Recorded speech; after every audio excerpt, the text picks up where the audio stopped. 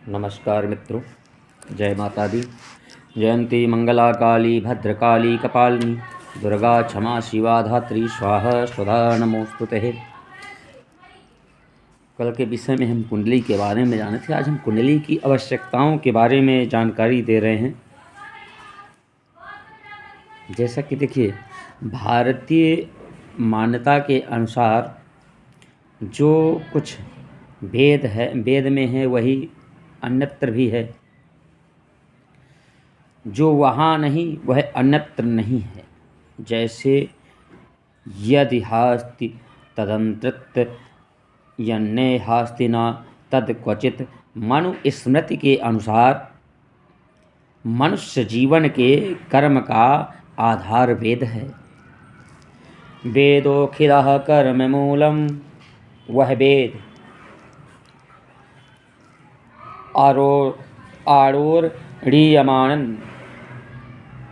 आरोरणीयान महदो महीयान।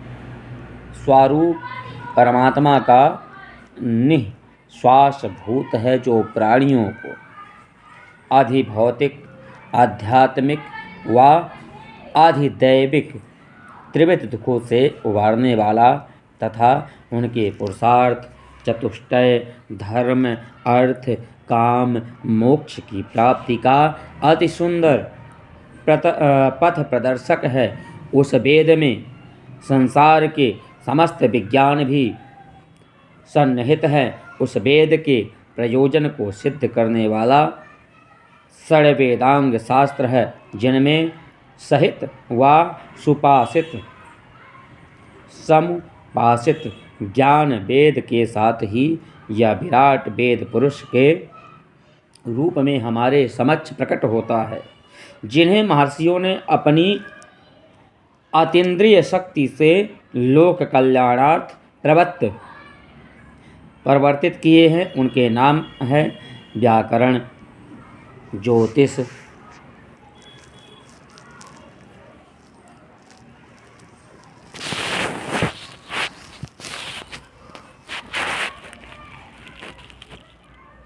निरुक्त, कल्प, शिक्षा, छंद। इन वेदांगों में ज्योतिष को अति महत्वपूर्ण माना गया है। महर्षि लगध ने इसे काल ज्ञान प्रवक्ष्यामि के अनुसार काल ज्ञान या काल विधान शास्त्र भी कहा है। वस्तुतः इसका प्रधान प्रतिपाद्य विषय काल ही है। नारद संहिता के अनुसार ज्योतिष शास्त्र के सिद्धांत संहिता, होरा रूप, स्कंधात्रयात्मक अर्थात सिद्धांत संहिता और होरा 3 स्कंध प्रसिद्ध हैं। बाराह मिहिर ने भी ज्योतिष शास्त्र मनेक भेद विषम स्कंधत्रयाधिष्ठितम कहकर ज्योतिष शास्त्र के अनेक भेदों में प्रमुख उक्त 3 भेदों को ही स्वीकार किया है।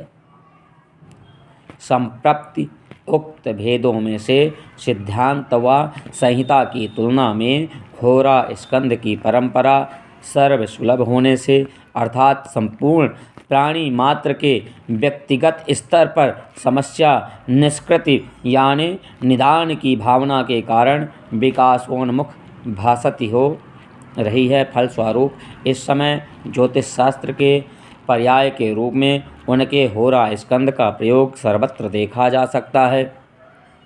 अधोलिखित शब्दों में उक्ति भावनाओं की अभिव्यक्ति को ठीक तरह से समझा जा सकता है। शुभाशुभ फलादेशो ज्योतिष शास्त्र प्रयोजनम सा च लग्नवधाधीनः कथितः पूर्वसुरभिः भाचक्रसमभागा उक्ता 12 राशयः राशीनामुदयो लग्नं ते तु मेषवृषादयः आप्रवक्ष्याणि शास्त्राणि विवादस्तत्र केवलः प्रवक्ष्यन्ति ज्योतिषं शास्त्रं चंदरको यत्र संक्षिणौ। ज्योतिष शास्त्र के प्रवक्ताओं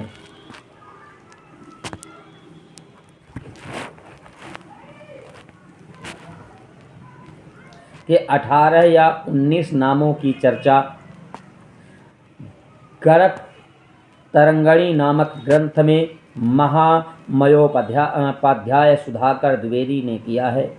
वे नाम हैं सूर्य, पितामह, व्यास, वशिष्ठ, अत्रि, पराशर, कश्यप, नारद, गर्ग, मरीचि, मनु, अंगिरा, लोमस, पौलिस, च्यवन, यवन, भृगु, शौनक और पुलस्त्य।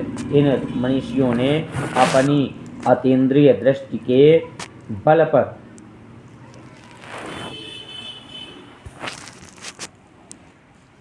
इस शास्त्र के ज्ञान को उच्चतम शिखर पर सुस्थापित करने में सफल रहे हैं और वह ज्ञान आज एक आदमी की भी अनिवार्यता आवश्यकता है। ज्योतिष शास्त्र की एक परिभाषा है, इस प्रकार भी बताई जाती है। रसस्थानां सूर्यादिग्रह नक्षत्राणि पिंडानां बोधकामिति ज्योतिषशास्त्रम्। अर्थात आकाश में स्थित सूर्य, चंद्र आदि जो सूर्यादि नवग्रह मंडल है, नक्षत्र है, जैसे विभिन्न पिंडों की गति, स्थित, स्वरूप, प्रभाव आदि का सम्यक परिज्ञान जिससे होता है वह ज्योतिष शास्त्र कहलाता है। अर्थात अनंत में विद्यमान समस्त सौरमंडलों में सूर्य सिद्धांत के अनुसार आदित्यो गृहादि भूतत्वात् प्रसूत्वा सूर्य उच्चते सर्वप्रथम आदित्य सूर्य प्रकट हुआ। तदंतर उन सौरमंडलों के अन्य सदस्य पिंड सूर्य से उत्पन्न हुए।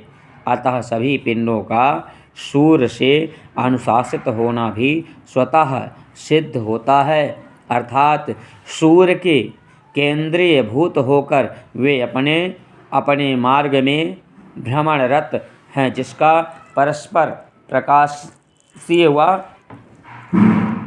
गतीय संबंध होना भी स्वाभाविक है।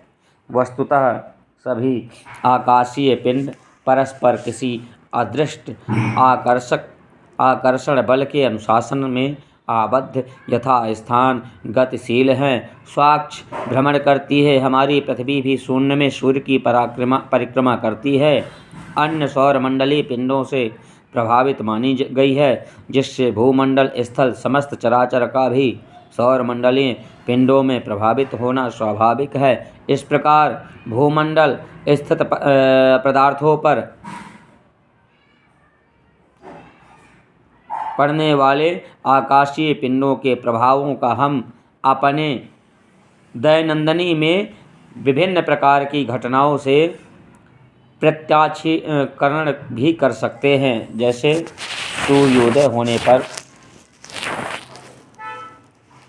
कमल का खिलना और कुमुदनी का मुख बंद करना। सूर्यमुखी पुष्प का जो होता है, सूर्यमुखी पुष्प, उस पुष्प को जिस दिशा में सूर्य रहेंगे उसी दिशा में वो पुष्प अपने आप फैलेगा। रात्रि में चंद्र प्रभाव में कुमुदनी का मुख खुल जाता है और उसमें जो पुष्प होता है, कमल का पुष्प, वो बंद हो जाता है। कुमुदनी अंदर रहती है कमल के, वो खुल जाते हैं उसके मुख। तब तो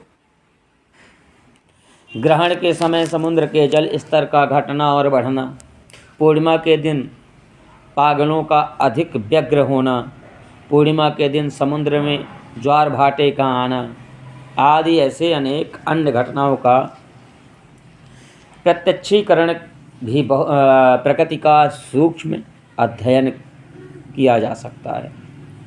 इस प्रकार ब्रह्मांड के समस्त पिंडों पर परस्पर पड़ने वाले प्रभावों का सम्यक ज्ञान होने के कारण ही भारतीय आयुर्वेद के अष्टांग चिकित्सा पद्धति में ग्रह चिकित्सा पद्धति को भी महत्वपूर्ण स्थान दिया है।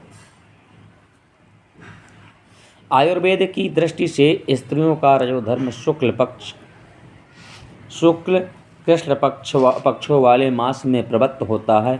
उस रजो धर्म में चंद्र की शीतल व मंगल की अति उष्ण किरणों के ही कारण है। गृह चिकित्सा पद्धति में माणिक आदि रत्नों और विभिन्न धातुओं के भस्म में से अनेक रोगों का निदान बताया गया है।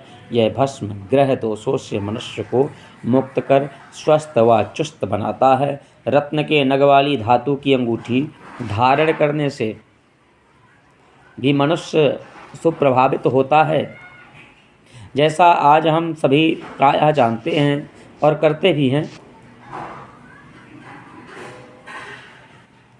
प्राच्य मनीषियों ने ज्योतिष पिंडों के प्रभाव को बहुत पहले ही जान लिया था।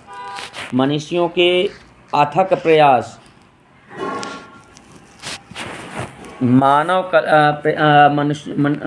मनीषियों यानी ऋषियों मुनियों के अथक प्रयासों के मानव कल्याण की भावना से चराचर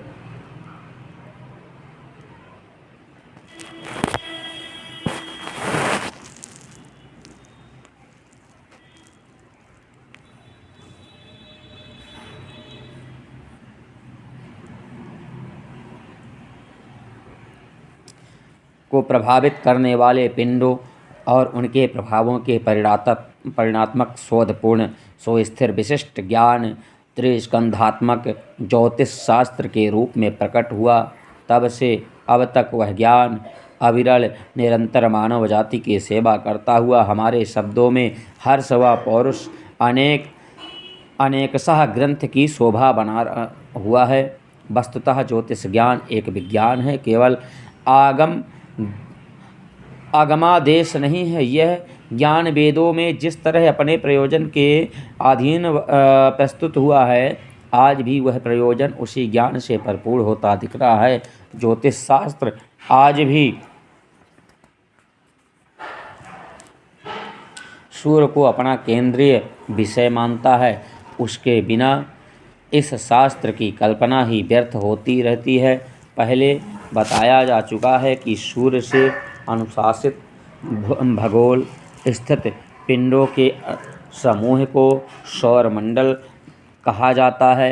उस सौरमंडल या सौर परिवार का अध्ययन और प्रभांकन ज्योतिष शास्त्र का प्रतिपाद्य है।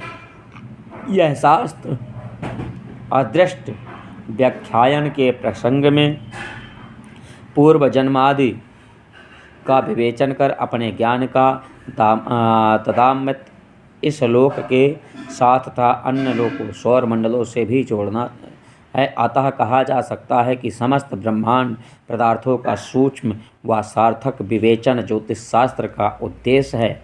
अत्यंतहीन दृष्टि से मर्म को समझना या उसका ज्ञान करना, उसके समीप पहुँचना ज्योतिष शास्त्र का उद्देश्य है, जो निराकरण निर्विकार होकर भी सृष्टि का संचालन कर रहा है। एक ज्योतिष शास्त्र के मध्य युगीन इतिहास का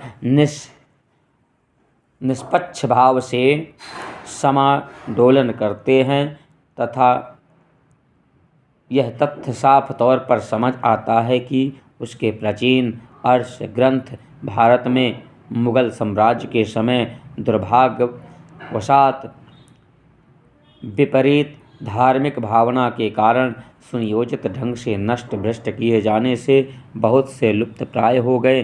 भाग्यवश उस समय के कुटिल दुर्भावना से जो कुछ बचे ग्रंथ हम दुर्भाग्यशालियों के नयन पथ में आते हैं। ये यवन हमारे उन आर्ट्स ग्रंथों को प्राप्त अवसर के अनुसार उसके सार संग्रह कर अपनी भाषा में अपनी ग्रंथ की रचना कर लिए।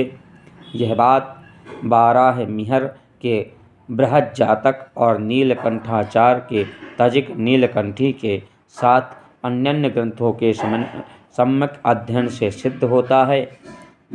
यहाँ यह उल्लेखनीय है कि यवनाचार्यों ने जातक पद्धति के अंतर्गत वर्ष कुंडली पद्धति को परिष्कृत कर प्रस्तुत किया है। प्रायः नीलकंठाचार्य ने स्वीकृत ग्रंथ से में इस पद्धति का सम्यक विवेचन किया है। मुगल साम्राज्य के अनंतर अंग्रेजी शासन के समय जो कुछ हमारा उत्कृष्ट आर्ष ग्रंथ समुपलब्ध थे, उन्हें हम मंदभागियों को अपमानित कर धीरे धीरे यूरोप में पहुंचा दिए गए। यही कारण है कि भारत में अर्वाचीन आचार्यों द्वारा विरचित पौरुष ग्रंथ ही केवल इस समय हम लोगों के व्यवहार में सुलभ हो रहे हैं। सब वे पौरुष ग्रंथ मात्र 15वीं शताब्दी पूर्व के हैं। इन अर्वाचीन पौरुष ग्रंथों में आर्यभट्ट 397 सका शब्दकालीन प्रथम आचार्य है। इनका आर्यभट्टीयम ग्रंथ सिद्धांत ज्योतिष से संबंध है। होरा स्कंध से संबंधित सर्वप्रथम पौरुष ग्रंथ बृहज्जनक है। यह ग्रंथ प्राचीन होरा ग्रंथ का सार संग्रह व सम्मत था। इस समय उपलब्ध सभी पौरुष ग्रंथों का मूल है।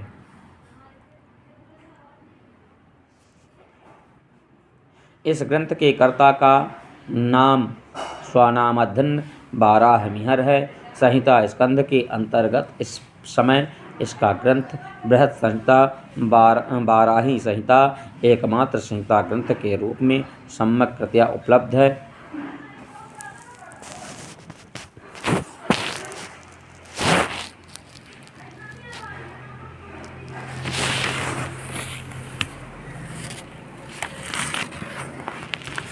जय माता दी सभी को।